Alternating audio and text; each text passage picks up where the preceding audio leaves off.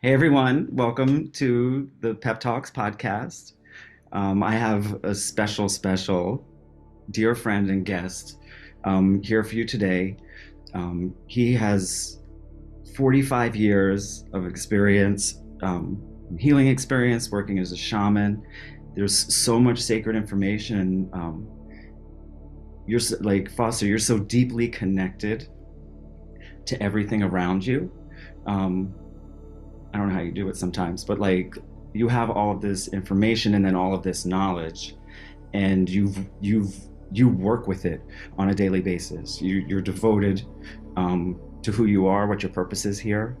I feel you're a master at manifestation, and I wanted to bring you to viewers in the audience in order for them to get a lot of these tools and insights that you have, because I know that this year is going to I mean 2023 was super challenging for a lot of people, myself included, and I feel that that's preparing people. That's like, it may have been harsh, but that's like a sign that I need to work. So I was putting in the work.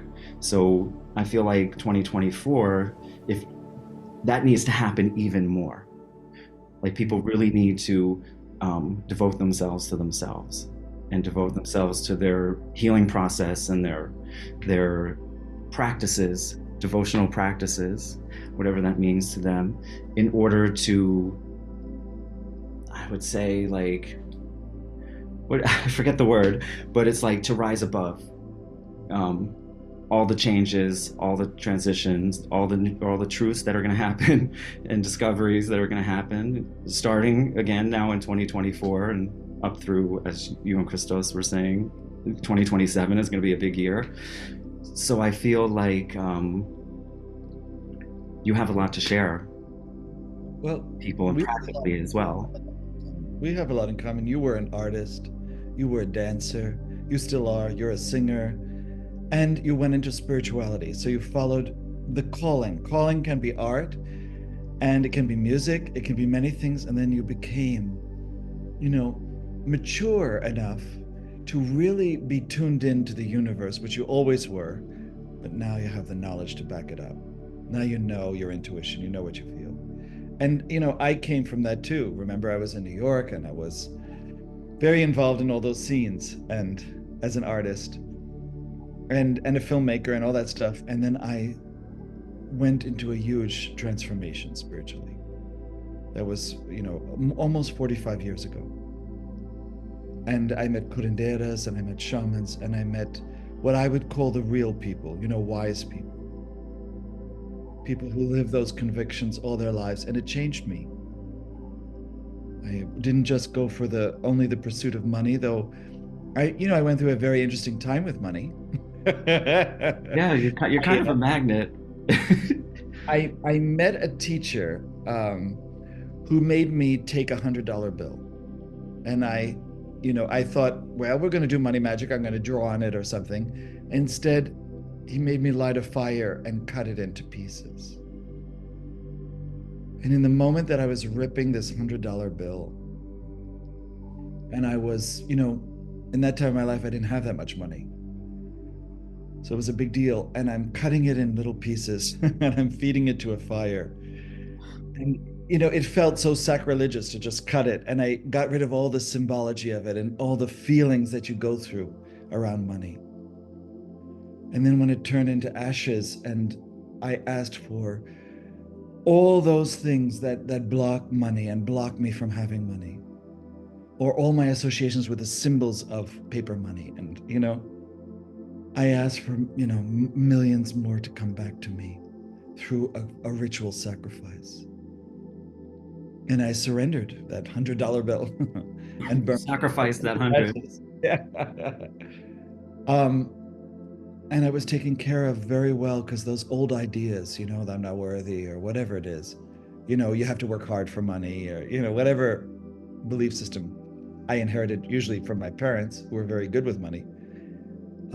I had to learn for myself to let go in that moment And that was the turning point, actually. It was actually ripping up $100 bill and burning it, and burning all those ideas with it. Then was a new beginning. Of course, you do a spell with it. You do a whole intention, the whole.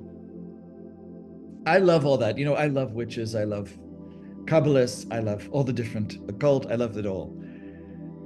Because I'm looking for truth. And I found truth. And then I lived truth. And then I met so many spirits who give us truth, right? You're on that journey. Magic for me has been a fantastic journey. I don't know what people believe about magic, but to me, it's second nature. And of course, if you're going to do magic, like cut up $100 bill, you're pretty desperate anyway. And the magic works, because you put all that desperation into the magic. And then you meet all these spirits. And, the Christians love to put down the fact that we talk to all these spirits and they all are, to them, the devil and evil and satanic. But to me, they're not. They became really quite friendly. It's friends and helpers. That's how I feel it. No negativity comes when you come without your fears. When you come, in the right perspective, and you do. That's like devotional kind of practice with magic. We're talking about. It's showing your light, and then you feel lighter, and then that resonates with spirit that comes for you to help, and you have to honor them. Okay, you don't have to do crazy stuff, but you have to invite them. The first part of my life was all pretty much light. I was a born again Christian. I was like 10 years old. I didn't know that. Yeah, I was laying on hands in Pentecostal churches. I knew. And then for Catholics, they had that charismatic movement, so I was helping Catholic nuns and priests to find their calling. I was 11 years old. I did that until I was 14. And then I met Tibetan Buddhists, and I met yogis from India, and they changed my whole life. I was 14 years old, and I started to read the Bhagavad Gita, and I started to read Carl Jung and all the volumes. And then I started to really understand the Eastern perspective, and I united them. And then I became, for a little while, I wanted to have fun in life. I wanted to just live, passionately and truthfully. And then all that came back to me in I think it was 1984.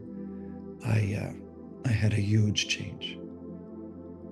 And I never was the same after that.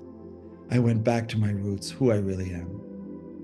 And I started to just I woke up and I started to have groups. Hundreds of people came. I studied with a wonderful curandera, who showed me how to heal. I met wild shamans, many, and lots of my friends died too. They were on this path and they just had their amazing opening and then they died. So I went through all of that grief and helping some of my closest friends. All of them died. Then came AIDS, and then then pretty much everybody died. And my sisters died, and I don't believe in death. So the first thing the shamans did was they wanted me to die. So I drowned for a little while. They drowned me. Oh, wow. And I left my body and I went to the other side, with the light and the beauty of it overwhelming to me. My ancestors, my family, who I love them to death. My family led Greece to independence, the Atlantis, my father's family, amazing people, all doctors, and built hospitals and helped people, always, humanitarian. And I loved them. And so I got to see them, and then I came back. And there's no time. Then I learned there's no time. And when I first came back after that, I told him what I saw, but then I couldn't speak anymore. I didn't speak for a few months. I only sang. I couldn't relate. And I had a revelation. There was a very weird understanding of light. All my life, light. always talking about love and light, all that kind of stuff. Completely changed. I saw divinity as the void. And I started to meditate inside of a void. You know, like the eye of the dragon. Every time I look into a candle, I see the eye of a dragon. And I also see the great light in it, in the darkness. But that's also the eyes of a dragon. And then from that void, I saw that as God. You know, I also had experience of God, you know, a creator who was, you know, with a beard and everything. That's how I see it. And then I had an experience of Lucifer and Venus as light. And that I had been following that light. And that there's no light without that. Without Venus or Lucy in the sky with diamonds, whatever, Lucifer. And I fell in love with the light, the truth. It's truth. And I understood darkness, I understood light. I wasn't afraid of either. Darkness kind of gets you going though, because you get so scared, you know, like these horror films. And you bring up all your passions and you transmute it all into light, you know. So it's all fantastic to me. And then I met many daemons and all that kind of stuff, like the ancient Greeks, and then I interacted with them and they opened doors and they shared their knowledge. And I saw things upside down. Or like when you're doing healing work and the plants start telling you, you know, this is how you work with us, you know. This, you know, my house also, they draw you to a house. I lived in Los Angeles and we had so much beautiful, you know, plants. And some of them, like we had the lemon tree that I did healings under, you know, and lemons started to help me to heal. I couldn't believe that was happening. And then all the fruit trees, you know, California is fantastic because all these fruits come. And so I would meditate with these fruit trees. And every time I ate the fruit, people would have healings. Because the intention was now in the tree and we were friends. So I did become best friends with different trees and different plants. And, you know, I know all the regular plants that grow there. We grew everything, even poisons in Los Angeles. And we made remedies out of the poisons like shamans do, and Indians, Native Americans do that. And we had jasmine night blooming under our windows at night. And the jasmine flowers would come up to our room like a trellis, you know. And the passion that they bring and the sexual things and all the stuff that is LA, all would come into the house and filled us with love. But an edgy kind of love. You understand? It was night blooming jasmine. I just sexy. Making hibiscus teas. And you know, when I did my vision quest, you know, a horse came with a heart on. And it came of right. Of course. Oh my God. And this is my encounter in my vision quest.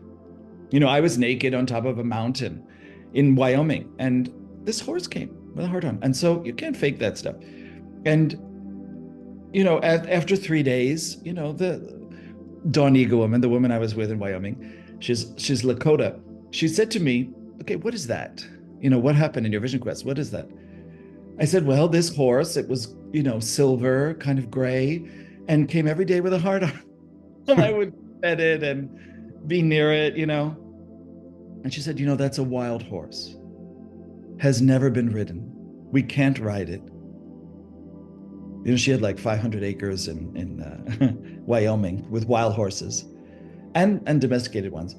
And the wild horses said that was the stud of the whole pack, and all the female horses follow him.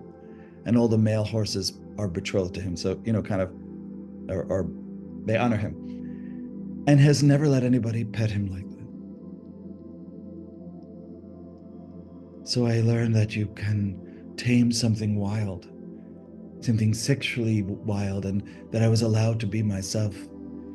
I was allowed to be wild. I was allowed to be free, and I should accept my sexuality. It was a beautiful vision quest. You understand? Can't fake those things, right? No. Then, you know, I lived with yogis in India, and they did all sorts of changing water into wine, and they did all that stuff. They were like more than 100 years old, and they live in shacks. They live in like railroad stations. They live on the ground, and they would run up these mountains much faster than me. And I learned from them, and I loved them. I can get way too emotional and attached to my own teachers. I had a very abusive teacher, a shaman, who gave his wife a black eye. He was, very volatile, but an amazing teacher. And he was my ruthless tyrant, like Carlos Castaneda's talked about. He shocked me into lucid dreaming. Actually, it was like a shock what he did. And he always taught us mind over matter, how to be naked in cold water and be heat. He used to throw me in the snow naked. Can you imagine? And I would have to heat the snow and do tumo breathing. He was cruel to me. He used to throw me off cliffs, with ropes around me. I'm glad you're my shaman. Oh my God, it was terrible. And obstacle courses and all that stuff. But he was training me, and I accepted it all because I thought, you have to know these things because anything could happen. Anything is possible, and I need to be the best I could possibly be. So unfortunately, when I first started working with people, I brought up their pain first and their shadows, because that's what I was in at the time. And then later on, I got more and more gentle. So what is coming is something that we all have been prepared for, all of us, while we're on Earth. That when Pluto goes into Aquarius now, and Pluto, of course, brings up the underworld. Pluto comes from below, like Persephone, like Lilith, like, everything that has been denied in this society. For me, Lilith, she is the one that I would follow. I know that's an odd thing to say. I'm married to this wonderful rabbi, Christos, and he's a follower of Lilith. And over the years, I've grown to understand that she was the first enlightened woman, the first human being who was spiritual, who went to different dimensions, who was very shamanic, very witchy. And she realized that the God that we follow, Yahweh, is a false God, like a minor Canaanite God, because she went to many other dimensions, other creations. And she brought back the knowledge of, hey, there's much more. There's real creators, and we're part of that. She had many wild experiences, and I've come to really feel close to her. Like, we went through all of that, in our own sexual liberation and everything, and finding out who we are, and getting rid of, we loved people to a certain time and then it was over. I've stayed with my husband, 21 years. I love him more than anything, and he's, a white brotherhood person. He's a high up there kind of magician. And I love that I cried and cried and cried for years for a real soulmate. And I didn't meet him till I was 42. And I am grateful every day. It was worth it. All the things I did, all the crying and trying to call somebody to me. I didn't want a life alone. But for 42 years, I did it on my own, like many of us do. And then we don't have to. So that also brought me hope. Anyway, in the next few years, starting especially 2027 when everything hits, you have water rising, you have all these glaciers, you have a lot of ecological changes, you have wars coming and all that, but I don't feel part of that. There was a time when I only wanted to do relief services. I only wanted, the shaman taught me, you leave your body, you project yourself in a war-torn zone, right? And then you help people while you're lucid dreaming. And they can see you and you can help. Oh my God. So he trained me to do that. And then he trained me to meet with a group of people while we were dreaming. It's very Castaneda's also did that. I think it's probably basic shamanism. And I did that for a time, and then I stopped. And I realized we can do tremendous good through what we do inside of ourselves. we never proselytize. We never tell people. I mean, that's not the idea. The Christians do that. Oh my God. But I really just wanted to be authentic, just honest about everything, even the occult. I mean, really. And one amazing thing that did happen was that I had a realization that in my own self, life, it can be incredibly simple. Human beings actually can be very simple. It's not like a big complexity. I thought it was so complex. Becoming a creator, I had to learn in Kabbalah, how to invoke all the angels of creation, how to create my own world. I had an experience of another earth, that this is not the only earth. And that when you raise your frequency high enough, or you actually go to the other earth and you live there. And you made a choice to live a spiritual life. You live there with other like-minded people, by the way. And then, you're still here in this world, and you do your service, and you're helping, and you're guiding people, but in the fact you don't live here. And so that this world has its own apocalyptic dream and destroys itself, you're still living in the other world. And though it disrupts things, there's always an alternative. So that's the feeling that you're saying, and I feel that too for myself, of being in a different place. Like, all of these things are happening in the world, and more is going to happen, but I feel like I'm in a different reality, because I don't feel, I see it happening, but I'm not attached to it. and it's a fail-safe, because while everything in this world is rising in vibration, which it is, now we're on, we've just gone into a different density. You're reading my mind. I was just about to ask you about that. We're in the third dimension. We're raising the density now to the fourth. The Wall Street Journal, unfortunately, the only quote they ever did of me on the cover of the Wall Street Journal on, of course, August 17th, 1987, was, "We're moving into the fourth dimension gradually." And that's the only thing they quoted me on. Gradually, yeah. A long interview, that's the only thing they took. But in fact, that's what's happening now. It is what we call the third density now moves into the fourth. And I can't describe that any other way, but the fail-safe is we live on this other earth that's already done it. So no matter what happens here, it's going to happen, a transition. We've kind of already made the transition. We have a lot of philosophies, like one of my philosophies is definitely that before there was Atlantis, because everybody talks about Atlantis, how great, Atlantis, so technologically advanced, that I come from a civilization before that. The fairies, It's so funny they call gay people, "Oh, you faggot, you fairy," and you just think, "I'm a fairy," This love of nature, this love of animals, this love of insects even, this love of being a warrior, that's very fairy. This love of technology and futurism, that we have. Since I'm a little kid, I used to say to my father, "Oh, this is so primitive what you're doing." My father was like, "What do you mean it's primitive?" "Well, there's much more advanced ways to do this vibrationally." My family didn't know what to do with me. To this day, they're like a little scared. "Who are you?" I try to be as normal as possible, but it doesn't work. This idea of we come from a place where it's much more advanced, and we remember it, and we want to inspire people to create it here. Like we do that in many worlds.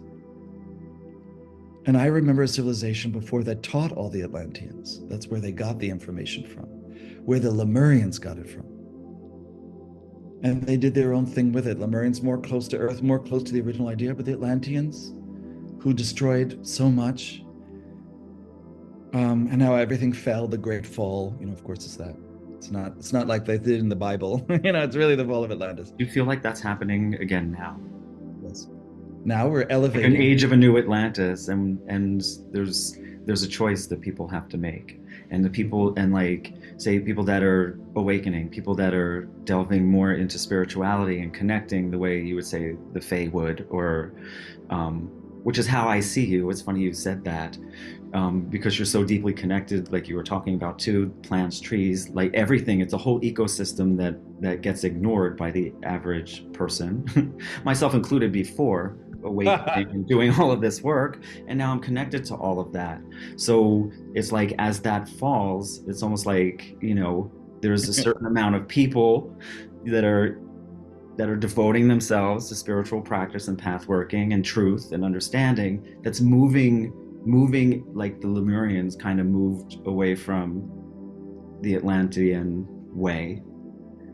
So it's almost like a new and, I wouldn't say improved, but new. Hopefully you choose something else this time.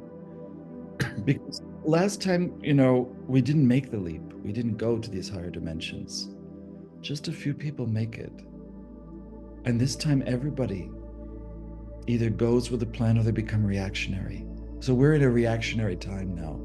Nobody wants all these great changes. I always say, when the goddess returns, right? When this matriarchal kind of, I don't know how you describe it, partnership model comes in, the sword, the cup and the sword together. This grail time. You mean like divine masculine, feminine, like they're merging in us? Look at us. You and I are both male and female. I feel both. I can relate very well to women and men, both. Yeah. And balanced both, and married already. But that's what makes a shaman or a curandera really good, That's what makes a psychic really good too. Or like all of it. When these gifts open, they open because of non-duality. They open because of the third eye opening, because you're no longer judging people. When you don't judge people anymore and you just accept them as they are, which was hard for me, My husband was born so poor, and I was born so privileged. You have to get rid of the judgments, because they go both ways. And you have to let go of all that and be equal. And not equal in the sense that we all have the same opportunities. My husband was, they tested him for his brain, and he had developed 13% of his brain, which is more than most human beings. That's why you call him so smart. And he's done that over centuries. He knows who he is. It's one line through his lives. And, I always look up to that we're not all equal. Some people have more brain capacity. Then I met somebody in New York City with more brain capacity than my own husband. And a superior human being, somebody who, like the Lucy movie, where they talk about all your brain. There are some people more advanced, definitely. And I respect them. So these people that have gone, you're saying centuries, so other lives, so already he's been working on this, but this life he remembers it. So like you're saying, like through this balance and through shamanic work, devotional practice, magical work, they all lead to this same marriage of all the aspects of you, so that then you start to use, like your brain develops. Like I'm not sure. Like I met a man. Happen in somebody's life, and how can somebody start to induce that? Like doing by following their true self. Because we have to create this personality to deal with the hardships of this world, the hardship of childhood. The fact that so many people are in a consensus reality, and you got to break through all of that, and not just model yourself after your parents only. I wish, my parents were quite lovely. My dad was a psychiatrist, a neurologist. I was the gardener, of course, because I love plants. We had so many animals, menageries. And my father collected birds. He had 24 different species of birds in giant aviaries. So I used to spend my day talking to birds, living with birds, holding birds, feeding birds. And I had a lot of experiences as a kid. Like there was a woman in our garden, like with a cape, a black cape, and she was walking around. She was so beautiful. So I followed her through our garden, through all the bird cages, and she just looked at me and vanished. And then my sister came out, and said, Foster, there's a bird on your head. It's just sitting on your head. I have to take a picture. So she ran inside to get a camera. And all of that is, to me, quite mystical. One time I was in Italy. I just want to tell you, I was in Italy. I was teaching the medicine wheel. I love the medicine wheel, the Native American medicine wheel. And I was teaching the medicine wheel all over the world, just for that year. And rainbows, giant rainbows were forming wherever we did the medicine wheel. So we were in Italy at a truck stop because we had to get some food and gas. And a bus stopped full of nuns. But all the nuns were like 20, 25 years old, gorgeous. All of them were gorgeous. And they had like the little flying thing, the nun thing. They were coming out of a bus smiling and laughing. And a magpie came next to me, which is the shaman bird for me. I grew up with magpies. And my door was open because I had a truck stop, I needed some air.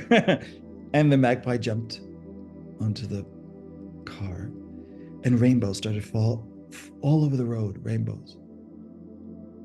And until I got to the place where we did the medicine wheel, all rainbows the whole way. And those are timeless moments, when you're outside of time. I don't know if they were really nuns, but everybody was with me. I wasn't alone.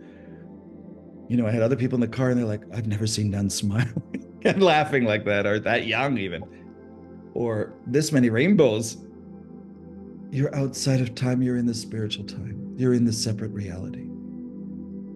Castanedis used to talk about that. When I was a kid, I read a little Castanedis, actually later, because of the shaman that I worked with.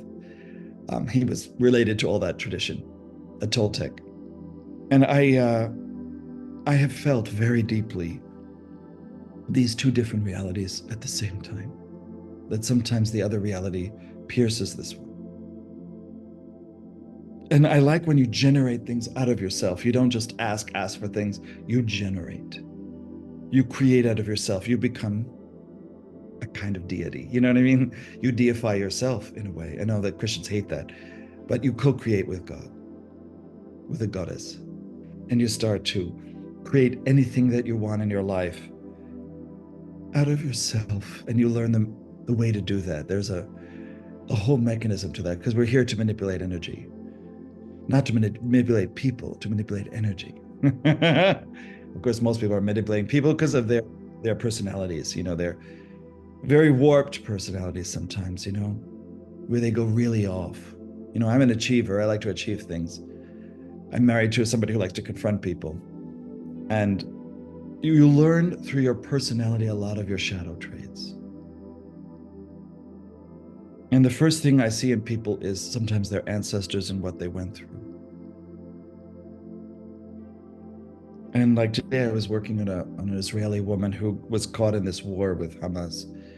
And she just came back, and, she was very attacked. And I was working with the ancestors, because that's where you have the resonance to be in Israel during an attack by Hamas, because it's been in their family for a long time. How do you release those memories? How do you release their traumas that are generational? Because you can trigger them at any time, like through COVID. COVID triggered a lot of stuff.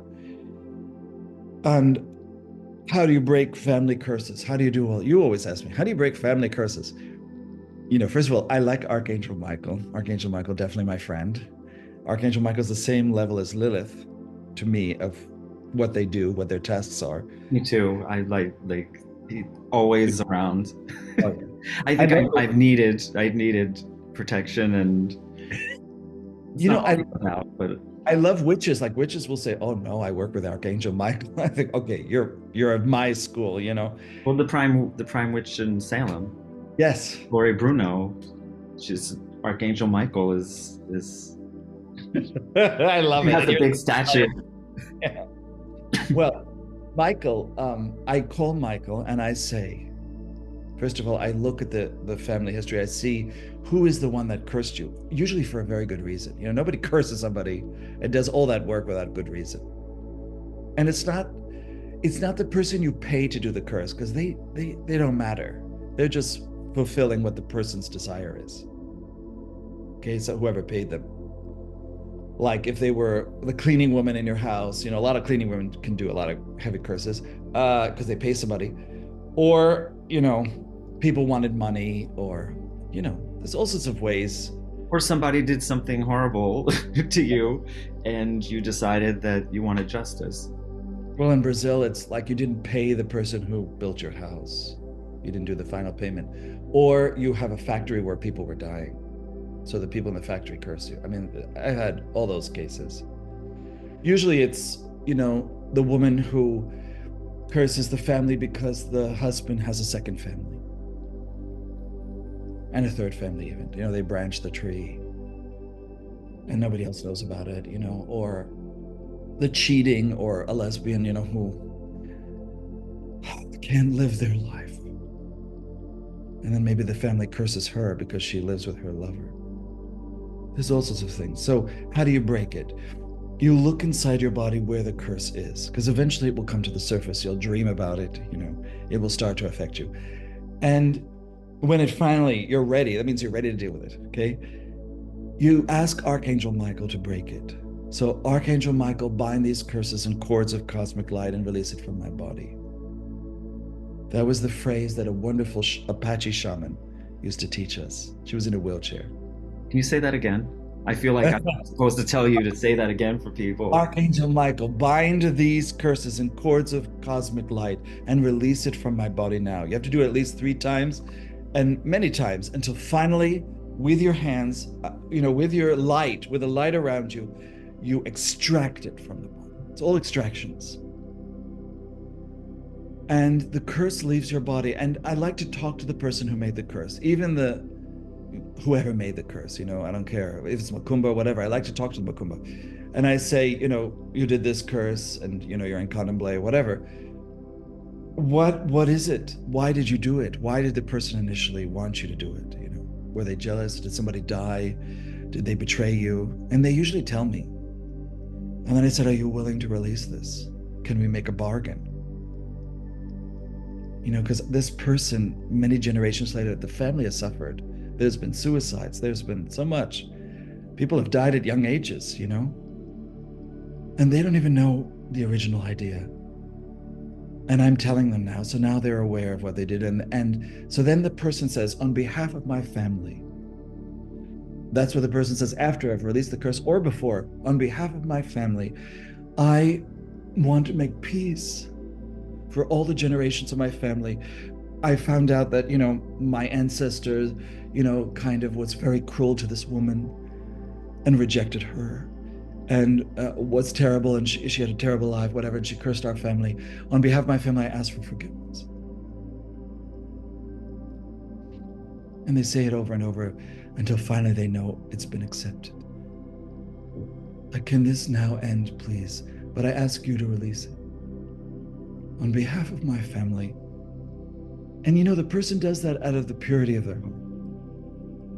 And that it lifts, the whole curse lifts, everything starts to lift.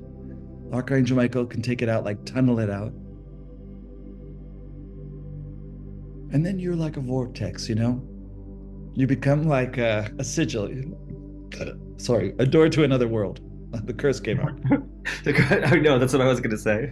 Now you know a lot about me, and that's how I release things, Sometimes it comes out, from other parts of my body, but I release things out. And that's what I do. Sometimes it goes through me, and then I have all these creepy crawling things coming out. All sorts of things happen. I used to work with a shaman, by the way. He used to extract things and burp all the time. And then all of a sudden, like a frog would come out of their mouth. I swear, a frog. And sometimes when they're taking things out, insects come out of the body. It used to freak me out. But, I've never seen that before. But and their tradition was that way. Or the Filipino people who believe in Christ, and they're very Christian, the way they release things out. And that you can do it either way. Some people say, oh, my demons don't like your angels or whatever, but they all help. And when they work together, that's the best. Like if I'm going to do magic, I like to work like money magic, for instance, right? I like to work with Everyone listen up. I like to do two different spirits at the same time. Like I taught the Goetia, I don't know, hundreds of people. And some of those spirits, like Clownneck. I love Clownneck. And I will ask Clownneck to help me in my career. And then I'll find the sigil and I'll talk to Clownneck. But I'll say, Clownneck, can you work with another spirit? Okay. And for money, I always go to the richest spirits. Do they want to make a pact with you or whatever? You don't have to do a pact. I don't know what they're all talking about, actually. I just get to know them. I want to learn from them. It starts a relationship. Absolutely. If you call that a pact, okay. But I don't owe them anything when I die. I'm not a servant to those spirits when I die. And I'm very clear about that. You just make, like I was saying, you make offerings, blessings, show gratitude as if like a friend is coming. This is what it feels like to me. Yes. I work with them, come, tell me what I need to know. Exactly. What is going to help me? I offer this for you in gratitude. A friend coming over, you'd make a meal for them. You do something that they like to help them feel special. That's how I'd look at it. Like when you start a new business and you make a meal for everybody and you're feeding the business. It's a ritual. Or I use with Clownneck, I like to use Lukost or Seer. Lukost is a spirit, an angel for money. And you get the sigil and you start talking to it and you start learning all about money. And you start to have a positive idea about money. You start to be happy, about wealth and being rich, and that there's so much out there. And then the spirits bring all their helpers, and then pretty soon you have a lot of helpers. If I have too many sigils on my altar, it's chaotic, so I have to burn them in the fire. Once they've done their work, they're done. Okay. I also work with all those Kabbalistic angels, and I make them work together with a daemon so that it's balanced. Anyway, that's what we teach. I have a question. When you take out the curse, make sure you get everything out. Enlighten a person, feel the light. It's not us that do it. It comes through us. I'm a healer, but actually I'm not a healer because the real healer is another being that comes through me. When I'm psychic, and I have a prophecy. The other day I was dreaming and, I had a little prophetic dream. And the difference, when you're getting a little prophecy. And then you write it down, in a little book. And I tell crystals, and that's it. I don't tell anybody else. Because I want to see if it comes true. Like, Baba, this wonderful woman, Baba Vanga, when she had her prophecy about the Twin Towers, or when she met Hitler, she met everybody, she was incredible. But that's a hard life. I didn't want a life of a prophet. I live with a guy who's a prophet. It's a very hard life. And you give up so much, but it's beautiful. And, your best friends are trees. And you don't really have children, that's another issue. Though everybody becomes like kids. You wanted to ask something? What did you want to say? I did. I'm trying to remember. because this is what happens. It's like, when you speak, there's so much in there. It's like, oh, I want to ask about this. I want to ask about this. Okay, now I remember. So there's a couple of things. So what I was hearing though is the person, if you're going to help someone lift a curse or they want to lift it themselves, they have to be ready and they have to be pure in the intention. And they have to, be remorseful. Even if they didn't do it personally and it's from an ancestor, because it's going to hit their children. That's why they do it. They do it for the next generations. They do it so that their children don't carry it. Isn't that why so many people come to me? And I don't care what their political, the Republican, or Hamas, whatever. I don't care. I've worked on so many kinds of people in the world, from Arabs to Chinese to everybody, and I have no judgment, actually. If they're sincere and they really want this to end, that's my job. That's your job. And it's a fantastic moment when it happens. And sometimes they don't even feel it till later. And I, my big thing is transitioning souls. We were booked on a flight, remember, from Barcelona to Germany. And in this flight, the pilot went into the Alps and killed all 138 passengers. So I was booked on that flight. And just before the flight, we said, no, I'm not going on that plane. And so the airline later wanted to know, why didn't you go on that plane? Because as if you knew. And I said, it's my guides, and I'm steeped in spirituality, and I just knew. Christos knew, definitely, my partner, because my partner's not going to let anything happen to me. He's like an Archangel Michael for me my whole life. That's when it's good to have a prophet standing next to you. I asked for that, though. I'm very specific. When you have a mission, you have 4 angels around you. You're gonna ask for something heavy duty, because otherwise you're always with a partner who doesn't believe, who doesn't know, and then they resent you later. Like, why are you so different? Why, you're not like me. Why don't you just want to be with me? And why don't you want to cheat and all that stuff? I can go into excess very easily, so I have to watch myself. I live in Las Vegas now. There's excess like everywhere. And you learn to say no. In Las Vegas, we have little spirits that sit by it's too fun. There are little spirits that sit by the people while they're gambling, and they whisper in their ear, and they lose all sense of time. Because these spirits don't have any sense of time. Keep playing, keep playing, keep playing. It's very funny. And so I walk. Is that why whenever I went there, because I've been in Las Vegas, it's like I'll just walk. I'm bored. Let me just. I'm just gonna go to a slot machine, something that feels right, and then I'd be like, oh, I've never seen one like that before. Here's the Wheel of Fortune, and then I go and I win $1,500 with like $20, and then it happened again. That's good for you, because you're learning about luck. This was a while back. Creating it. That's a very good thing. So let's talk about that, and not really the gambling luck thing so much, but you were talking about, manipulating energy, manipulating your reality. You're not manipulating people or situations necessarily. So it's like, to me, that's what magic is. So it's not this, like me, magic is neutral. So it's people that do certain things that give it a bad name because they use it for vengeance, not justice, but they use it in ways, they do things, they make it dark.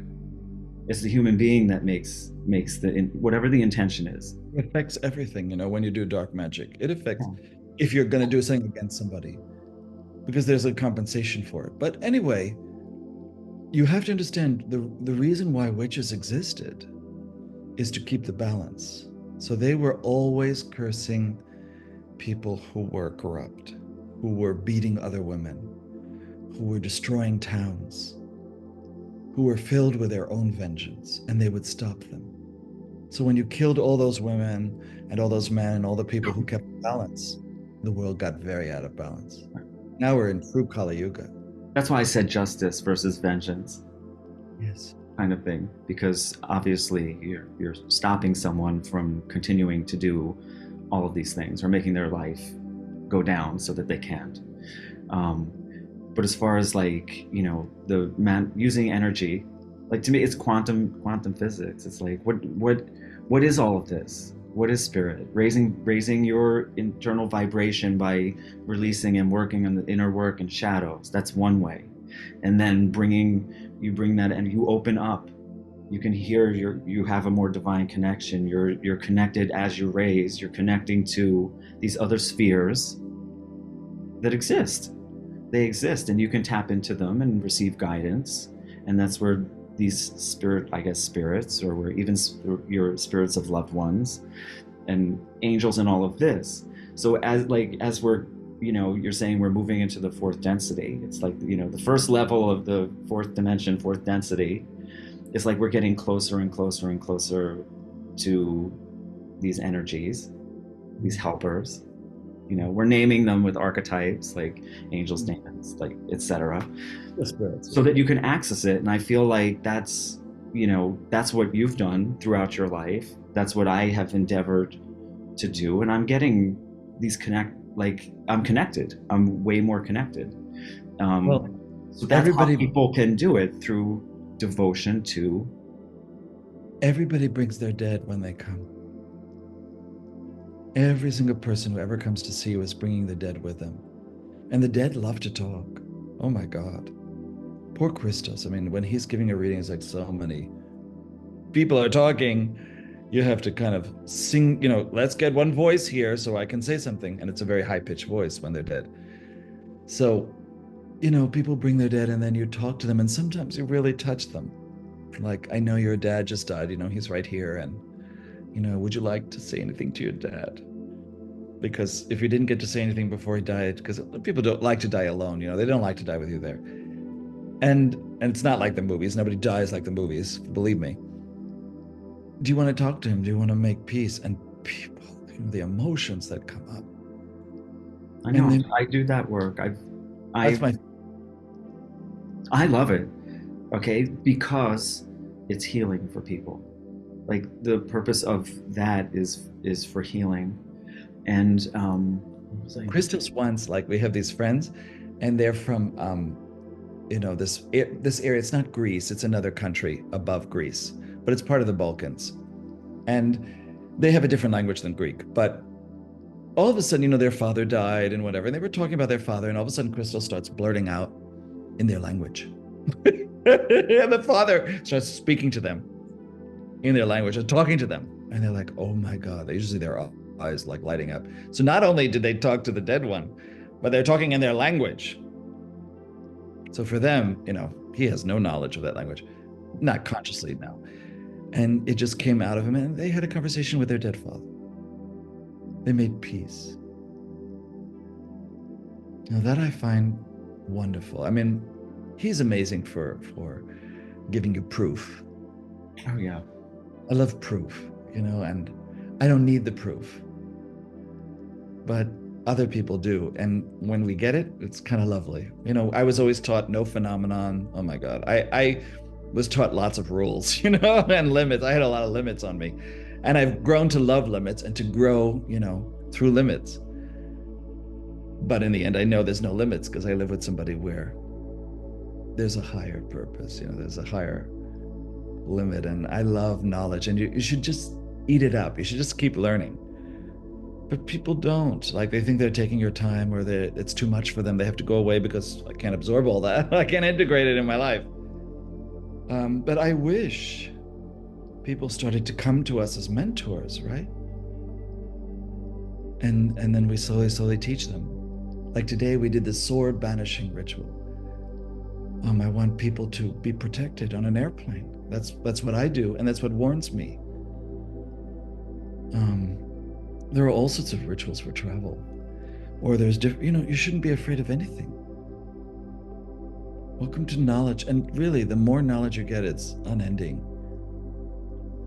A real shaman or magician or witch or whatever is very wise.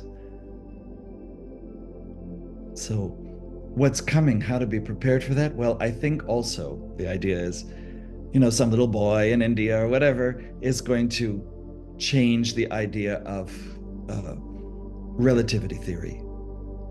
And I think once we have the true thing that Einstein always wanted to reach, some change in relativity theory, I think then you change the theory, everybody starts to enter a different reality. Because there are actual, ways in which you can materialize various, theories, not just theories, but actually things that you can do with it. You can create technologies from it. You can create all sorts of applications. And that's what's coming in these next 20 years. Medicine will not be the same after 20 years. Whether it's vibrational, whether it's high-powered lasers, whatever you want to say, robotics, all of that is coming. If you are in that technology, you're going to do well. If you're in social media, if you're doing anything on the internet, Uranus is coming so strongly. Be aware that that's what you invest in, all the new things that are coming. Because there's also a lot of money in the world circulating. It's coming for these things. And a lot of these kids, of course, are plugged into their computers, so they're already ready. And we are more advisors. We are people who really care and try to keep people quite sane in when they can't discern what is real, what's not real. Especially with all the films and everything that's going on, I think people get confused as to what's real. And they shoot people right into school. They blur reality. They lose the balance. You must have balance. That's the idea of mentorship, right? That's where I go. That's how I work now with, that's what you are. You always come to bring light wherever you live. That's another thing. You become like a little saint where you live. We're kind of wild saints, I think those saints were actually quite wild. They kind of got cleaned up. Well, even at the eye doctor yesterday, last night, I was there for 2 hours, and like I had them laughing, this one, that one. All of a sudden, it's like everyone's helping me. They're the real thing. The lady was like, you know what? I want to give you this, and it's like, oh, here, have this rebate, and like, it's like spreading light, and then people, it's like it's contagious. They took out my wisdom teeth, 2 of them, right? And I had to be in the dentist chair, and so they put me under, right? So I'm under. So I don't even know what I'm doing. So when I came back, I looked, there was my mother, there was the dentist, and they looked at me like, thank you so much for those stones. And Like, what? I don't have any stones on me. What are you talking about? You were handing out all these different stones. So I said, show me them. I've never seen these stones. So they just manifested and they just came to everybody. And I was teaching them all about stones. I have no memory. So when you're happy and you're making everybody do that, you're bringing them to the other dimensions. You're really expanding their mind. And you're definitely doing that, Roberto. You're on the right path. And you're also coming into all your power now. All this incredible light and how you use it. And, you're being tested and you're doing well. I had to shed a lot. These are my favorite. They're like honeymoon times. I love them. When you go through the dark night of the soul, the darker times, that's hard. And then you keep your beliefs no matter what. You keep the faith. For me, everybody talks about God. But to me, it's an experience. It's something I really experienced. I don't have words for that. It's just lovely. Like, there you are. And I strive to be like you. Or the goddess whom I love. Or just accepting people, whether they're trans, anybody who's different, anybody who has aspects very much like us. Because if we embrace it in ourselves, we're enlarged. And we have something to learn from everyone. And so it doesn't matter to me what politics you have or, what you believe. I think if you're anti-vaxxing, which I was for a very long part of my life, but I got the COVID vaccines because I travel. So I had to do all of them. It didn't even affect me because I did homeopathy with them. I know alchemically how to balance a vaccine to have no effect. But what is extraordinary, I think, in all of it, that knowledge is no matter what life throws at us, you can, in essence, decide, do I want to do an antidote to the vaccine? Or do I want to move to a state that doesn't allow, that allows me to work without a vaccine? You have that freedom. And I think everybody should always have that freedom. Or you can transcend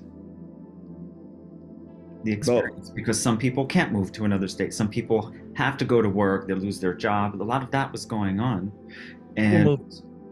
But transcending it in a way was you're doing something alchemically so that whatever negative impact that is within that vaccine is not going to affect you, because your system is in another, it won't absorb it. Well, of course, I love naturopathy. I love homeopathy. I love all the quantum, like you're talking about quantum physics. I love the applications of that.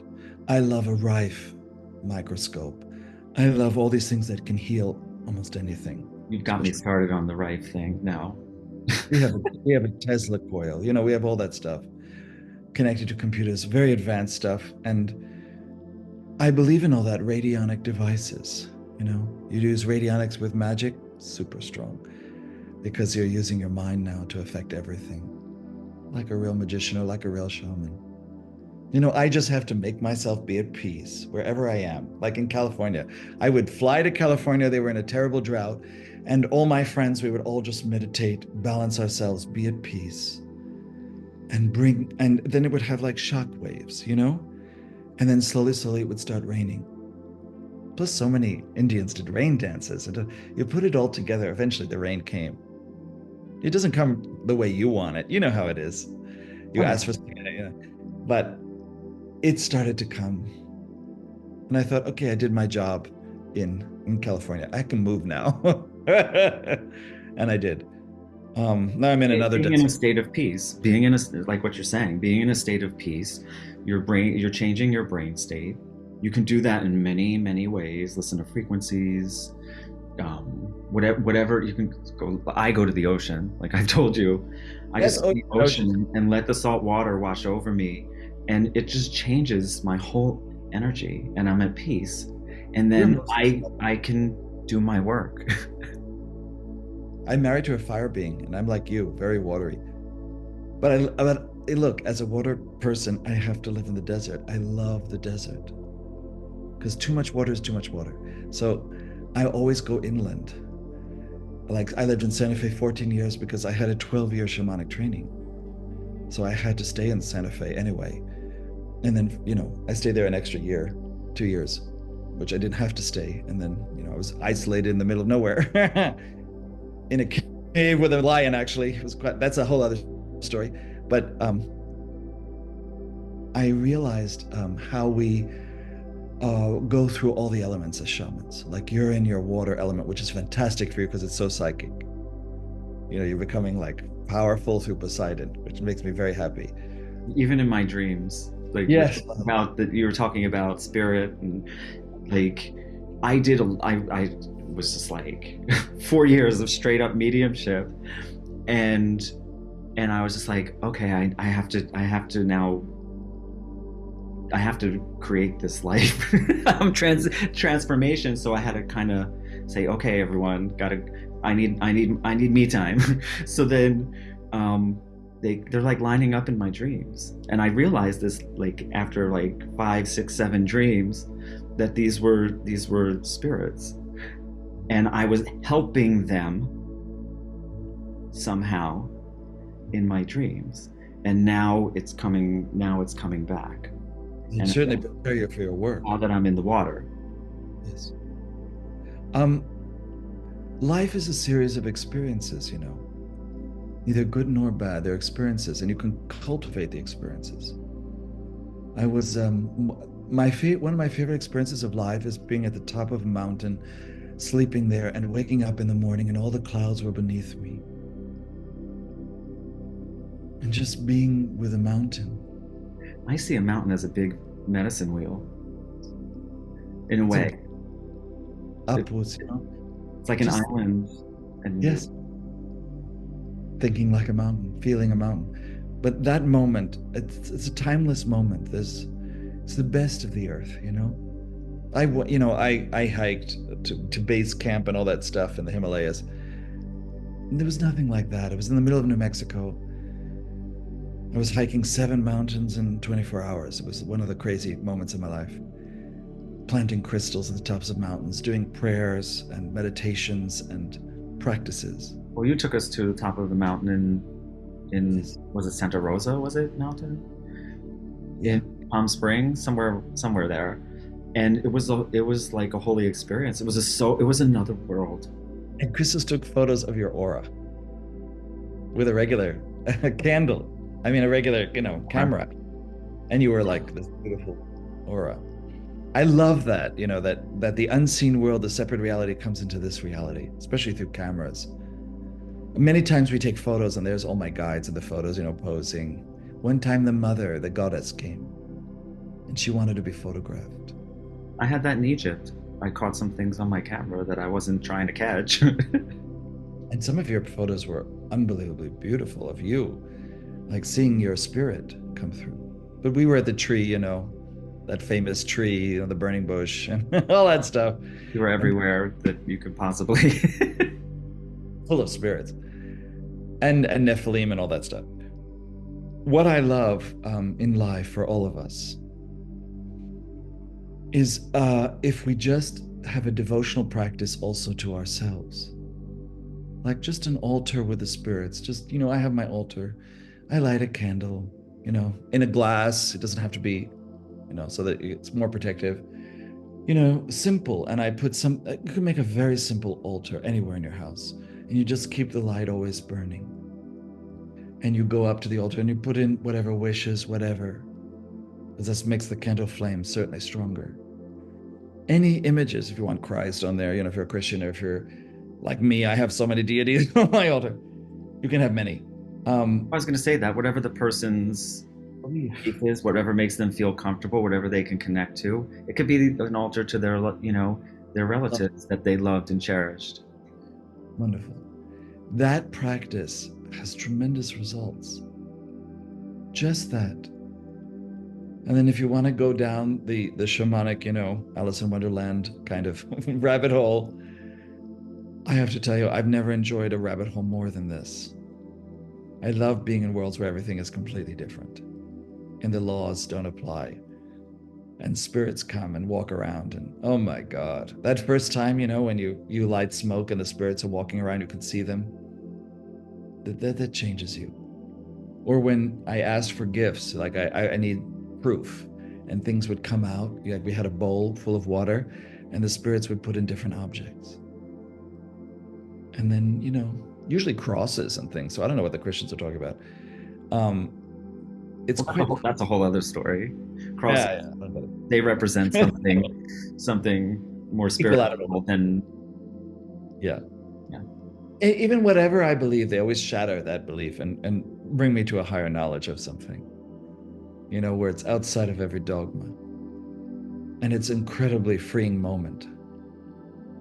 Or the scary thing of, breathing with a dragon and being in the void, in the eye of the void.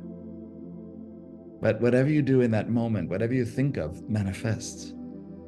So it's the perfect way, just with a candle flame, to manifest what you want. But you kind of scare yourself into that, you kind of invoke darkness around you, like tremendous darkness. And it's so black, and you get over all your fears of that. Yeah, I don't understand this fear. When I was a kid, I was afraid of the dark, but that was because I felt spirits. Yeah. And I was just like, I don't know what this is. So I wasn't afraid of the dark in itself. I love the night. I love the dark. And I was just like, I don't know what's sitting here with me, but I'm out. And then, through getting over this programming of what's evil, someone's, there's evil in the world, but like, if someone is telling you to reject power, they're doing it to disempower you versus actually the thing that they're saying, because then those people are actually contacting those spirits, helpers, and whatever. They don't want you to. So that's how I think that religion really scares people into not being empowered. Well, I don't believe in sacrifices, especially animal. That's not. No, but when you go to Peru, everybody's doing that. I mean, they're always killing a guinea pig in front of you. And then, and they're doing it because it's part of their traditions. It's not my tradition, but no, all you have to do is prick your finger. That I do. Use some saliva. Whatever has your genetic material in it is going to empower your intention. Yes. And the different herbs, how it enhances everything in our lives. Like you and I, when you can't just work with the herbs. You have to talk to them. You have to give them an intention. I was going to say your intention with them. There's spirit in plants, in herbs. So there's a lot of knowledge there, and you can, like you said, you talk to them. you talk to them. Whenever I make a meal, I'm putting an intention in the meal for the most nourishment that I can have. And when I'm cooking, I don't say, I'm going to put this in, I'm going to put this in. I see what speaks to me and said, I think I need this right now. Right. You know what's I good. put it in. You listen to your body. So there's a magic to intentional cooking of food and energizing the food with what you need, with whatever the intention is. I feel that when you live this life, you know, animals always come and die next to your house. We had raccoons, we had owls, we had so many animals coming and dying right in front of the door. Snakes. I had a baby deer once. And it touches you because they feel safe around you. Then, like, all the deer just came. They would just hang out in my yard with me. That's one of the great blessings of life, I always think. Because they're like extraterrestrials, you know, animals. So they don't look like us. And they're fascinating. Why don't we treat them with the same respect and awe, you know? Instead of just trying to control them and being, you know, basically turn it into this idea of them. Yeah, the killer, the hunter, there's nothing wrong with hunting. You know, before that was how people had food. And people are going to go through that because a lot of people still only believe in survival, not certainly in being. That takes time, you know, to develop. It takes knowledge. Knowledge really is the way to go. We have love. Well, a lot of us are really love beings, you know, and a lot of the love comes through us. But when you go into the edges of knowledge, like I told you, that blackness and the void, and then all of a sudden the flame of the candle's in front of you and it turns into the eye of a dragon. And then you see another world. There are angels, you know, Enochian angels, which, you know, slowly we're sleeping and we're having experiences with them. They're quite amazing. And you go to their world. That's a different dimension. It warps you, you know, warps time, it warps everything. But as you go towards them, they come towards you. So there are other realities that you can interact with here. And I think people do it through their dreams. But, you know, some people, they don't remember their dreams. They don't, you know, it's like, I don't dream. Everyone really dreams. So how can somebody, because I feel like that's more like that's one way in to the astral plane, these other planes where you can go anywhere. You can make a vision board. You know, you make your own vision board. You start to, what are you drawn to? You cut it out of magazines, whatever, and you put it on a board, like a cork board, and you start to create your own visions. You start to reveal the visions to you. Or maybe when there's a necessity, like in healing, when I train an apprentice and they're working on somebody's body, they can't see anything, but they feel. You see, because the urgency is there. The person has cancer. Or I might give them a technique like working with eggs, where you pour the eggs over the body and you put the cancer inside the egg. So then we cut open the eggs and, you know, they're full of blood and they're full of cancer. It's also another, how eggs absorb, like candles. They're wax, they're magnetic. And the sulfur, it's like getting rid of negative, it absorbs negativity. Unbelievable. For kids, especially when they want to commit suicide, you always put sulfur in the corners of the room.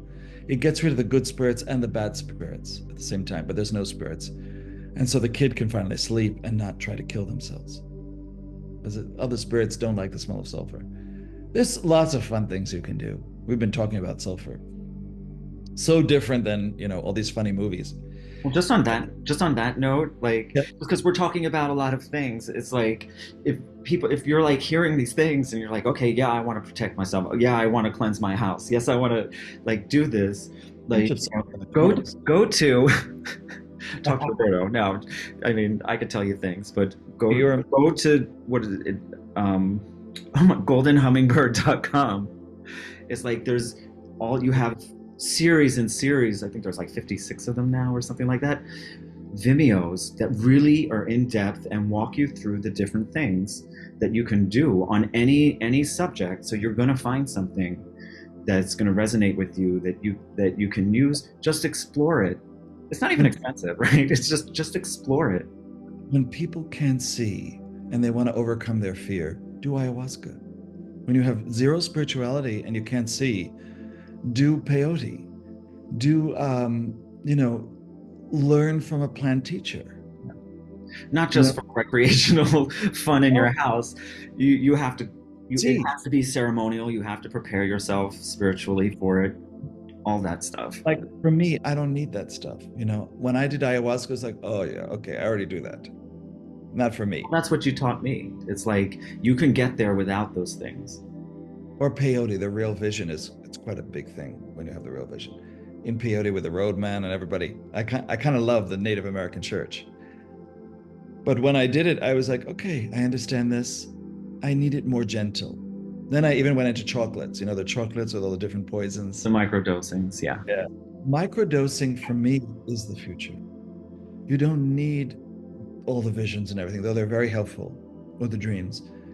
The microdosing can balance you. That's quite a chemical thing, and that's going to get very, very clear in the next few years. Especially with people that have anxiety, their nervous systems, they have a hard time calming them. And if like all the other methods and frequencies do that for people that I've worked with, but some people have a lot of traumas that really keep them hypervigilant in their nervous system. People have to be protected because when you're doing ayahuasca or any of these plants, your aura is completely open. In other words, anything can come into you. One time I was in Peru in the middle of the jungle, and some Peruvian shaman entered my system, and it took 5 or 6 people with a lot of light to get him out. Because he wanted my experiences, he wanted to piggyback on me in the Western world, and he was very jealous of me. I brought hundreds of people to the Amazon jungle. Well, that's what I meant. You have to be with someone reputable that's going to guide you properly and protect you, because that's what it is. So I don't know why it just keeps coming into my head, but it's like there's a lot of like pop-up ayahuasca ceremony people doing it, and they have I wouldn't be doing that for someone, and I've been working with you for what, 6 years. I wouldn't be doing that because it has to really be with somebody that's called to shaman, that really lives this life, and someone like you. I loved it. Yeah, I love also the mushrooms, all the different cultivations, but I don't partake anymore. I would never do that. It's not for me. I'm way too open for that. But a lot of people are not. And the plant teachers themselves tell me, Foster, you're way too open. If you want to see, we'll help you see. But do you need that? And to come off of that takes a lot. It's a lot. It stays with you. Like ayahuasca will stay in your body at least 72 years. So you can activate it at any time once you've done it once. I know people, this is the problem too. It's like I've seen people destroy their own psyche because they do it, and they do it. It's very healing. They have like a whole healing experience, so they want to experience that again, and then again, and then some people lose themselves. They lose themselves. And your guides also will protect you. Like I've been on ayahuasca very strong with other people, and they felt nothing. But that's really their guide. Like they're quite protected. It's like it's too much of an invasion. They're too young usually, or they're not prepared. You have to be a little prepared.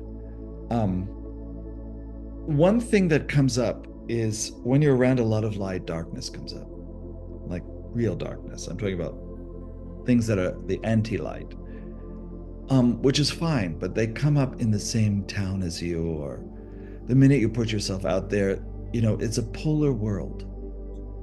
And so, well, are they coming to, for even subconsciously, because they want to heal, they want to come out of that darkness. The light will do that? I think they define your light. They challenge you. They keep you, you're right next to each other. And you become better because the darkness is so close. So you have that edge. You're walking on the edge. And that darkness is usually just, I don't know, it's some strange spirits, sometimes very lower astral spirits. I don't want to hang out there, you know what I mean? It's human created. Everything is so human created here. We're facing ourselves, our own thought forms. But that's a very big thing. we must be careful of our own thoughts. What we feel is what we manifest. And if you can feel well, certainly you can manifest that. If it brings you joy, whatever brings you passion is how you're going to make money. You have to really love it. And at the same time now, as I'm getting older, one of the things I love to do is create remedies that heal. Like, we're looking at new ways to heal rheumatism because, I'm at that age. And so we're finding, 500 ways to end rheumatism in the body, because that's a big thing for us. Or how we ask for other people to help us. Like, you can do a yoga position to heal your back instead of just, sitting in a seat all day and then your back is out. Different ways that you can correct yourself, but other people also help you. But as you get older, you kind of don't want a chiropractor to play with your neck too much. You know what I mean? Because I know. Very disaligned. And different things, you have to listen more when you're older, but then things come to you. Like, your guides are constantly giving you solutions to every little physical problem. And it is a whole, that's another journey you have to take where they teach you all about how self-healing works, or you have to learn a system. And other people can help you with that, but then you want to learn from them. That's how you're drawn to a homeopath or a curandera or someone who knows the body well and listens. And I think that's a very fine art. They can teach you to listen. I'm trying to. That's all I want people to do, is be able to tune in. That's it. Yeah. Like a Chinese doctor doing Chinese medicine. It's fantastic when they just tune in and they know. And I know they have to make a living through it. All of us. So one thing that also helps me very much is I work in myself to calm myself down, to have peace. So when I first trying to calm myself down, I used to light candles in a circle around me. You just get tea candles even. And you just put them around you and you make a circle and you sit in it. And you with your finger cast a circle around you and be protected. And I know people like to be hermits or whatever, but this is like being a hermit. You just are in your own energy and you're just relaxing. And the shamans maybe do that many, many times, until I felt peace with my breathing. And then they put me out in the world in very crazy situations, like, the middle of Tokyo or something. There's so many people running around. And you have to imagine those candles around you in a circle. And you have to breathe and be completely at peace. I'm glad you said that. I'm just so glad you said that. Because we have to protect ourselves when we go out in the world. There's so many things coming at us. And that's just a beautiful way. It's like you do it in your own space, and then you can reimagine that circle. Anything you experience that gives you that peace is going to, it's in you now. So you can utilize it when you're out. So I'm glad you said that. The alignment of martial arts, or like a lot of straight men I know, they need to really, be physical. They need to, do grappling and be on the ground and do all this Brazilian jiu-jitsu, because they need that physical contact with other men without it being sexual or anything, just being, it's not just the art of war and strategies in the end. Whether you're doing, like we were in Japan recently and we're doing martial arts, and they don't give you swords, they give you these wooden sticks. But it's not about being aggressive and attacking. It's all about the best defense is a strong offense. And how they protect themselves, how they use chi and energy. I kind of love all that. I mean, that to me is also part of magic. It's part of shamanism. It's a language I can relate to anybody in any religion. Like being with the Shinto, in Japan and seeing their work with spirits. I love that there are schools to learn how to work with the spirits that still exist in Japan. That's very advanced to me. That's the way it used to be a long time ago. Before they kind of killed us all off, they were so jealous of us. Why do some people know more? Why do some people have access to that knowledge and everybody else wants to kill it? And I think human beings have to stop that, stop killing off the best in themselves. Stop feeling unworthy. and stop comparing themselves to everybody else. Everybody was created unique, at the beginning. No two people are the same. I would say don't be jealous, be curious. Oh, this person has it's a whole just a shift in perspective. This person has something that I don't have that I really, really want for myself. So rather than allowing yourself to go into a shadow of being jealous because you don't think you'll attain it, you're not worthy, this person's more special than me, go talk to the person and say, hey, they say there are 50,000 judgments in 1 second. That's how we have to learn to control our mind. We have to go into spiritual practices so that we erase all that judgment. I think when you're just only materialistic, comparing yourself, and everybody wants you for these corporate jobs, there's nothing wrong with it. It's just that people need to, I think if they're spiritually inclined, or they're trained their mind, like we love all the mind training, I believe in all that, where you go into theta and you go into alpha. Alpha, of course, is nature. Which you have the whole series. The whole series that I have it now, and I have to start it. And you go into gamma and whatever, and you learn to control your mind. You can change your brain waves. That, I think, if a corporation wants really to be successful, hire more people like that. Let them go through these spiritual trainings, because it's very, very good. It's not just that you become more compassionate, whatever. It's not really that. It's that you learned to train your mind so that you're much more efficient, much more focused. More focused. That's what you need at work. And I think people are just coming into work, and they're playing out all their, emotional issues and everything, their childhood issues with other people at work, when I think people need to learn how to control all that, how to be in control of themselves, parallel to their jobs. And I do think that is the future. I also think, of course, a lot of food production is in the future. Some people are really going to become farmers, or not in the old way farming, kind of speaking to the plants, kind of farming. Everybody is in the end, in the future, I see grows things, even in their own refrigerators. You grow a lot of your own vegetables. A lot of things start to change later.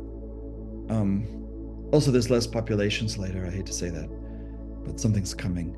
Well, there's a lot of human beings are created. Earth is in upheaval. You can divert yourself. You can not be part of all that. You could really stay in those circle of candles and be a presence in the world. I had a teacher once who just used to come visit me, sit in the trees, he used to clang pots together. He did a chodh ceremony, very funny. And he would just sit there by the tree, and whenever he was there and he sat by the tree, everything was at peace for like a mile around.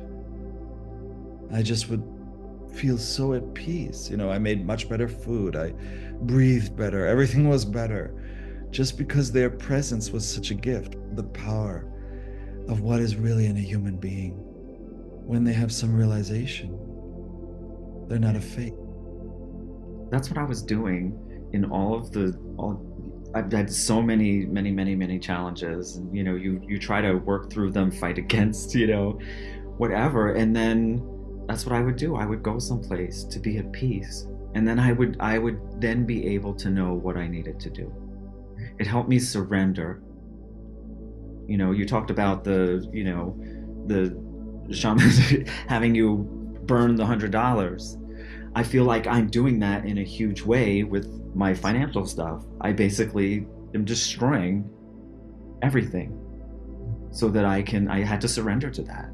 And everything's getting better because of it. Well, that took your car. Unbelievable. And ruined it.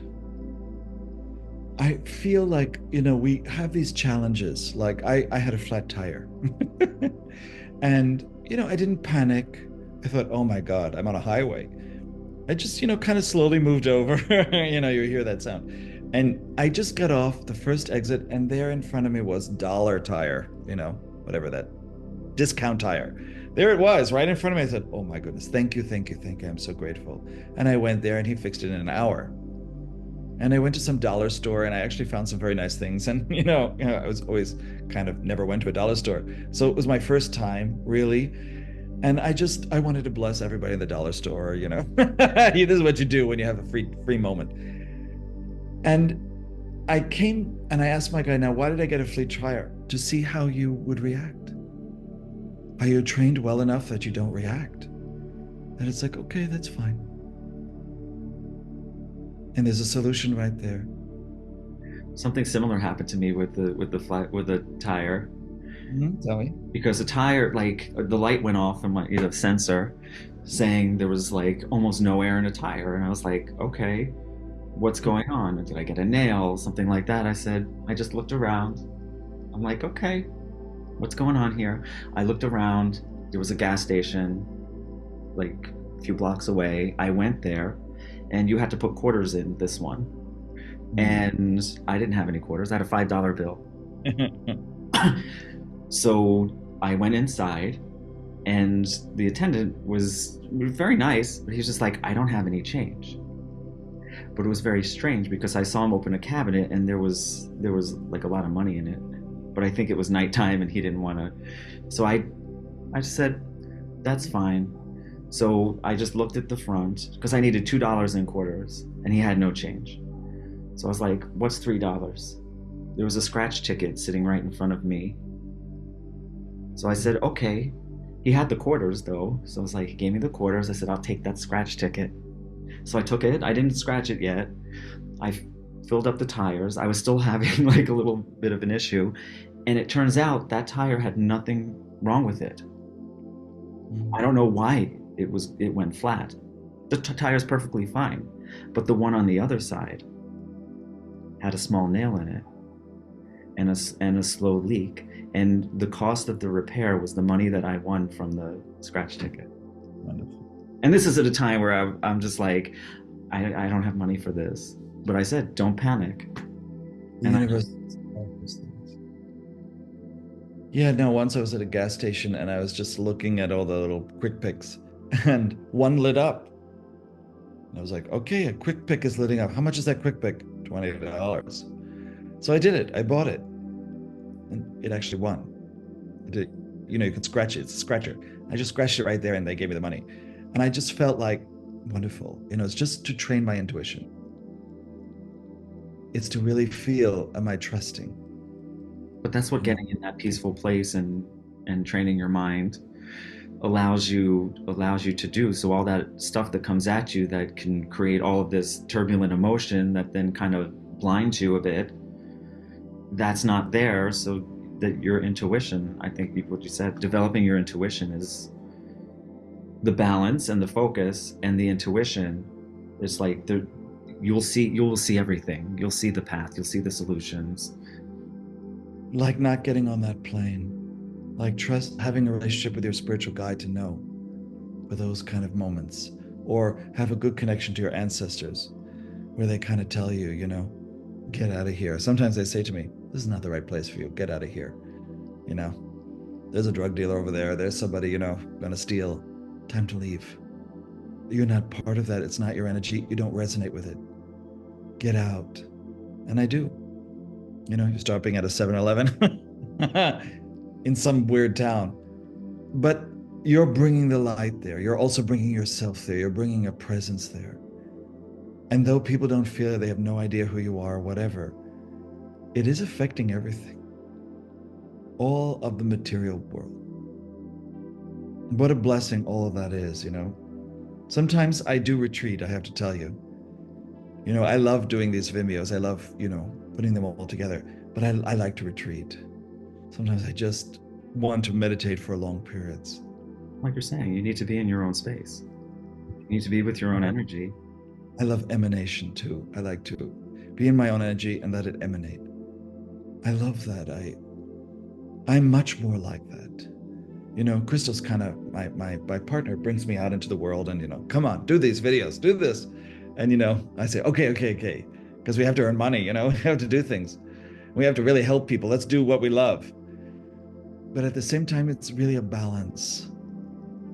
You know, sometimes I want to be in nature, you know.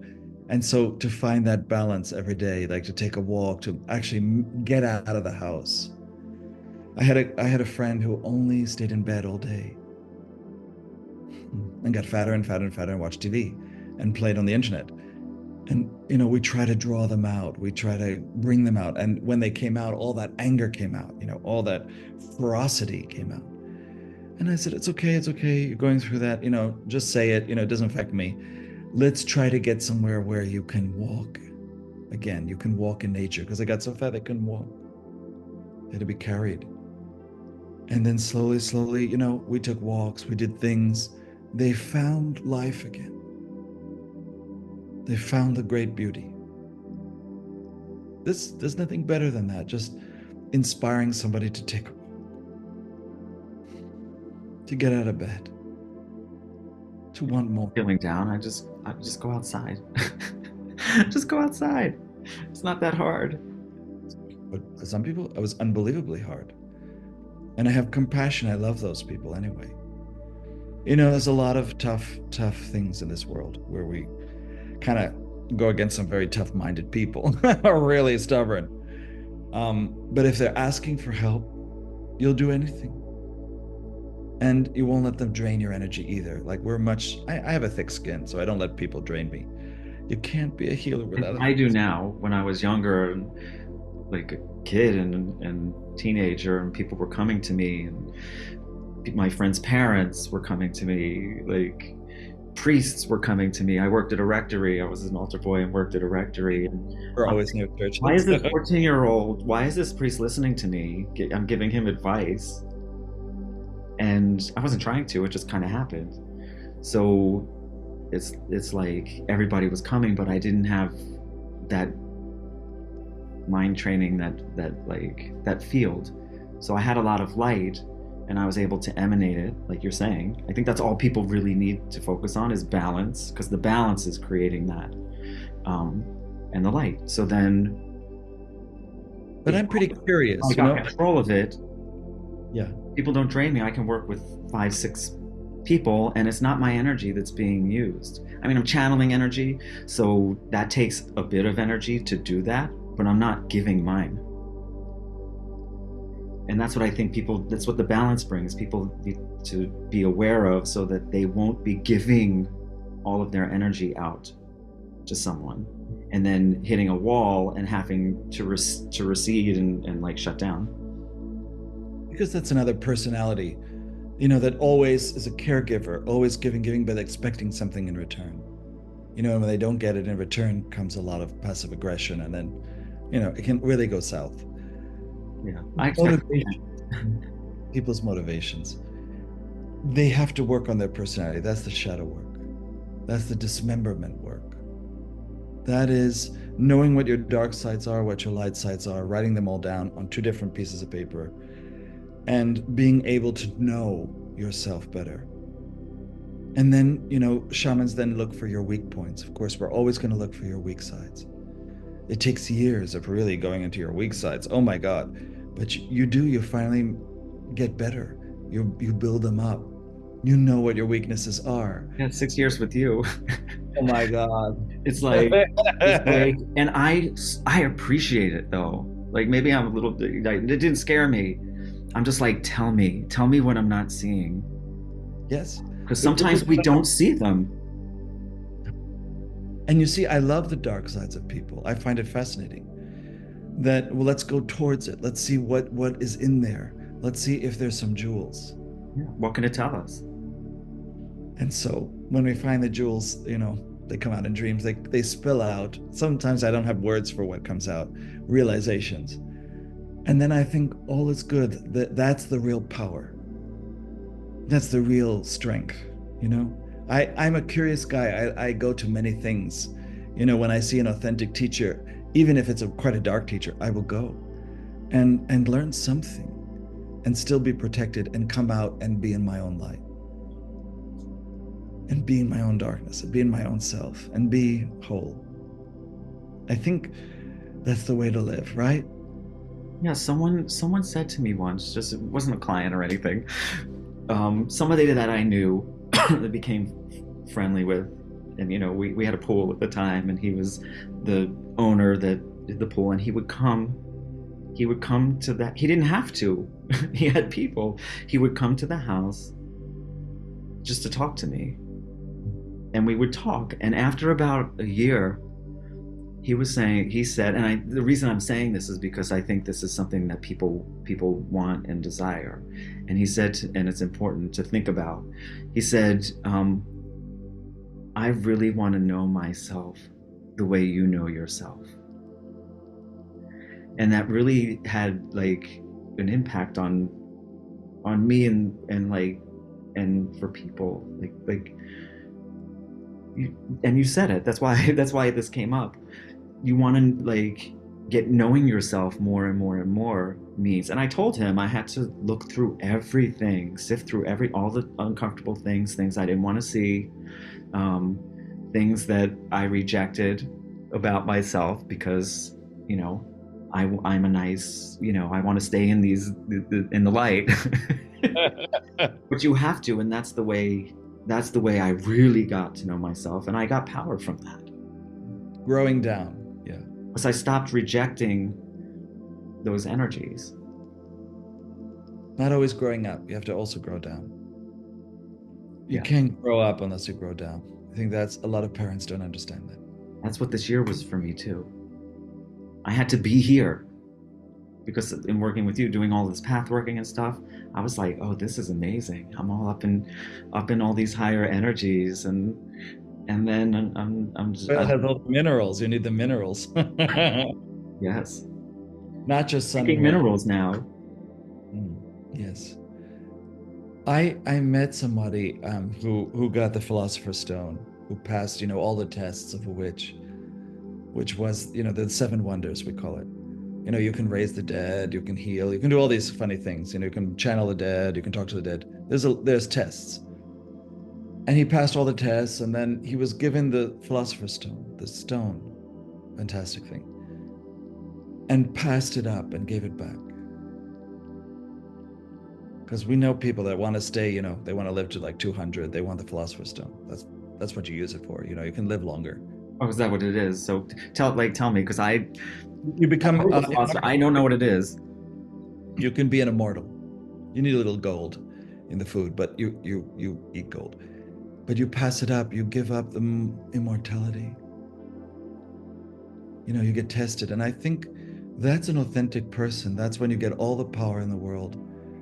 And you say no.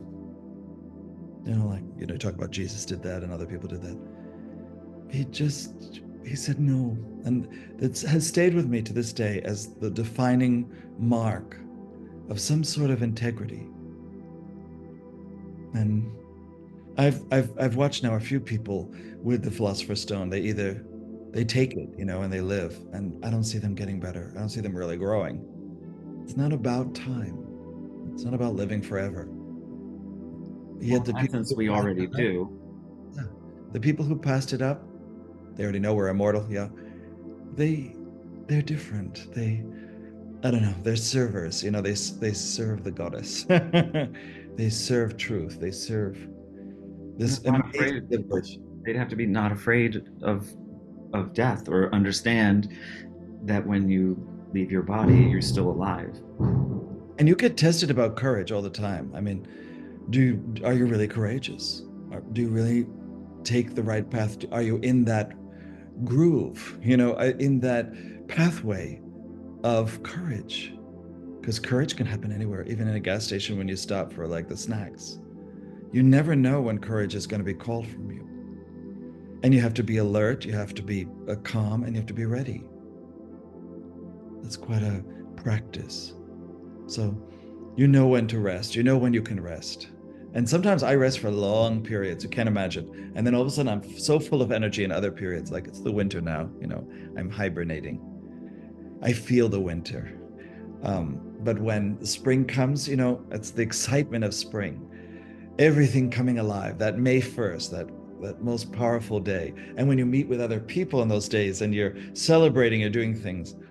There was a time I only wanted to work with covens, you know, only witches and their little covens, you know, and all the power dynamics. There's a lot of power dynamics, but slowly, to get to the real powers, to get to the real knowledge, when people come together, and it's not just theater, when they're having their authentic experiences. Wow, what you can do with a cone of power.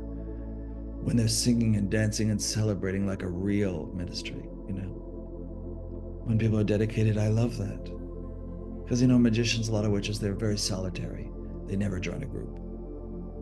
But I loved groups. I love the energy they created. I love doing rituals with groups of people. I love doing shamanism. You know, the old time, I did the old time shamanism for like 20 years. I don't do that so much anymore, you know? I don't want to do that Well, I so like much. doing that with you and Christos, and like we had a workshop and some of the people, but for me, it's like I do it myself. I do it on my own, and I understand the power of groups. Like I want to create that.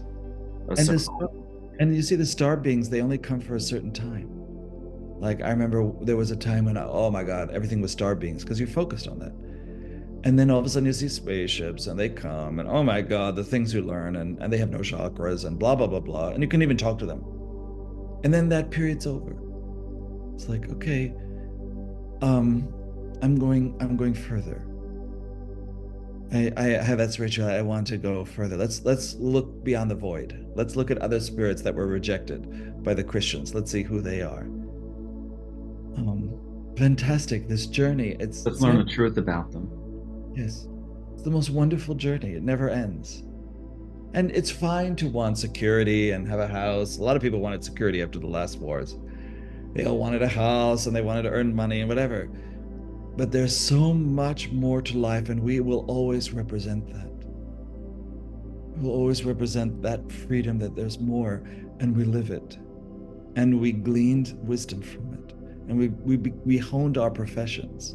We became better healers, better facilitators, better at everything we did, better teachers. That's the idea. I'm grateful for this life, you know.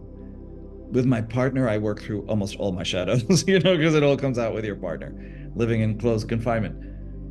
But at the same time, the most trusted and wonderful person that you can do all that with, even all the fearful things about sex and whatever. You're allowed to do it all with them. And then you find your balance. You find out what is appropriate. And that's a wonderful thing. I find it very funny, you know. I didn't have any children this life. Christos, you know, had his 3. And yet I love to help parents with their kids. How funny. And, you know, guiding parents to be better parents, because that's what they want. And how they become better people through that. I love that. And then I'm around gay people, you know, who are whatever. They're very addictive and they do so many things. And you slowly bring them back to spirit. And you have a moment of unconditional love for them. Everything melts. You know? And look at you. You did that. You melted.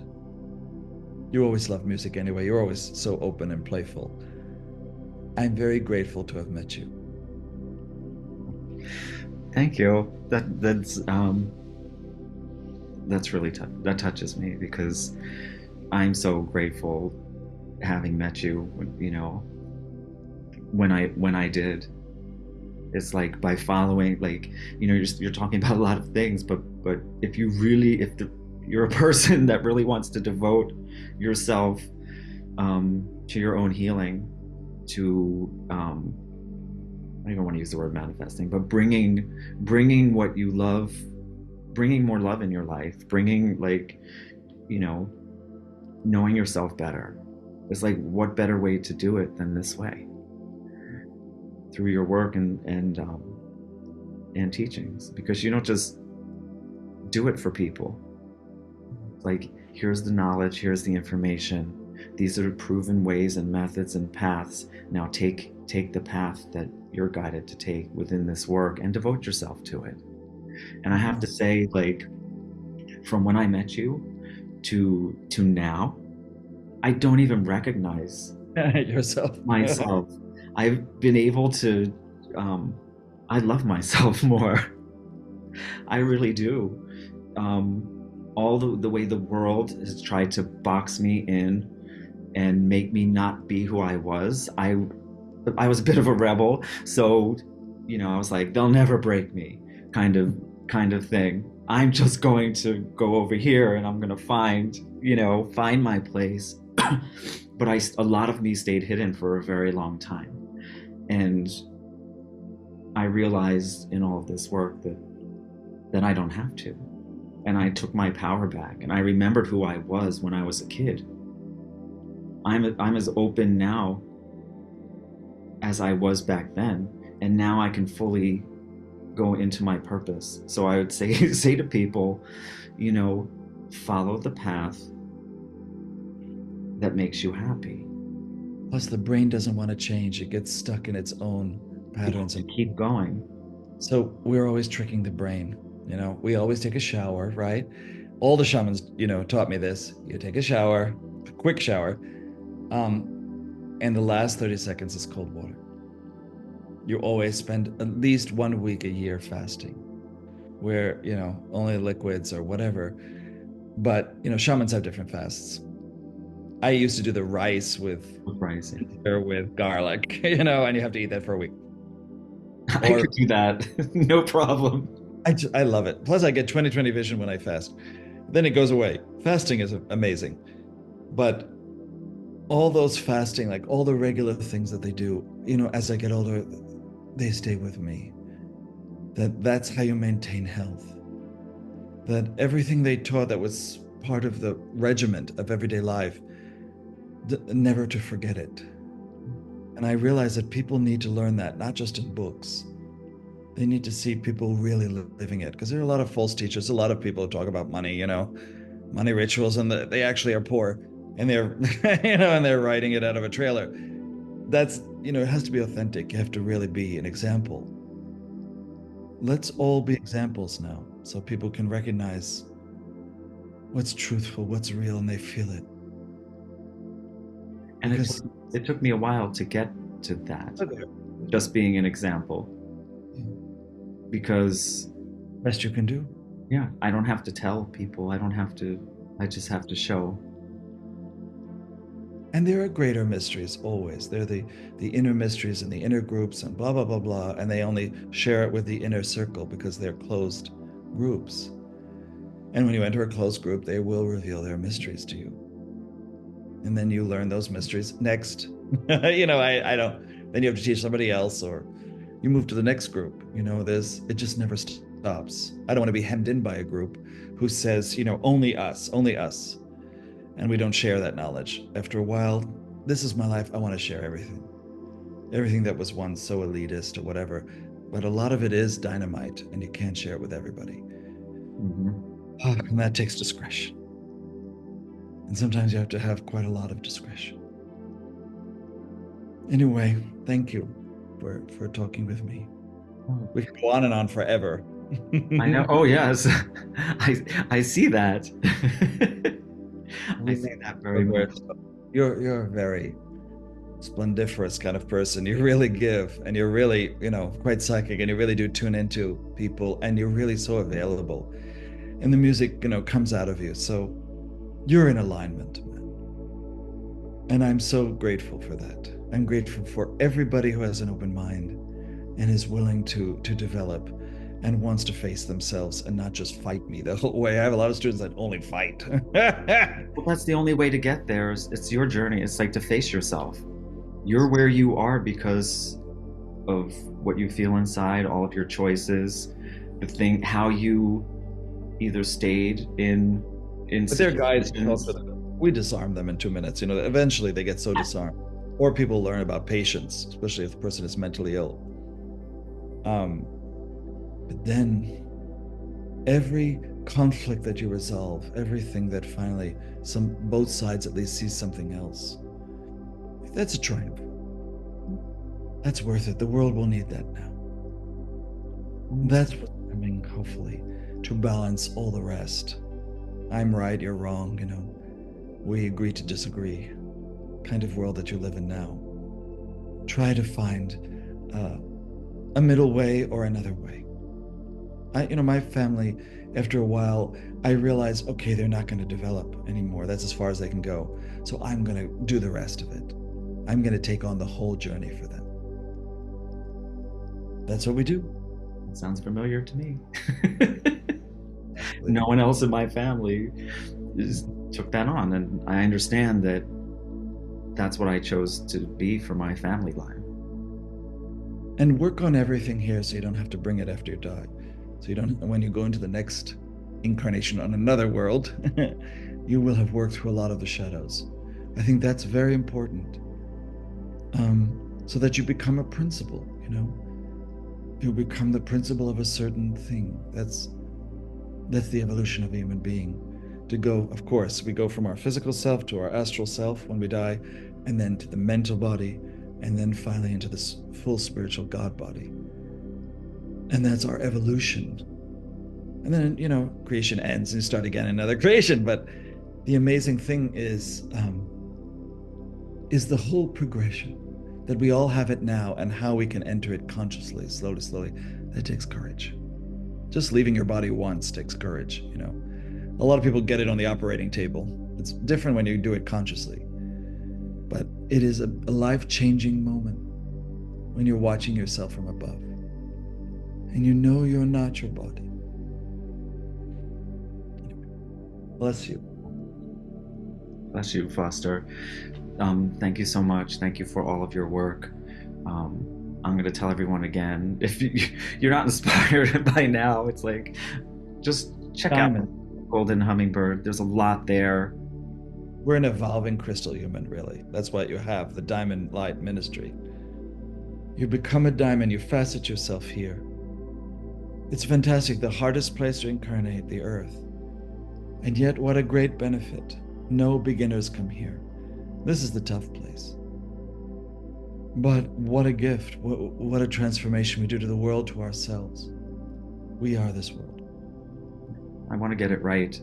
This lifetime, I took on a lot, and I want to complete the mission so that I can transcend and move to a different level. I don't want to come back to the same place, which is why I work so hard, and I try to get people really just keep processing, keep getting there, keep shedding, keep learning about yourself. You can now ascend to a very different level. You can ascend way beyond other lives. This is it. This is the task. I hope people remember. This is that time when you can do that. How wonderful. Of course you want to ascend to a very different level after this life. That's the goal. Ho. Aho. Who are you calling a hoe? Aho. Thank you, Foster.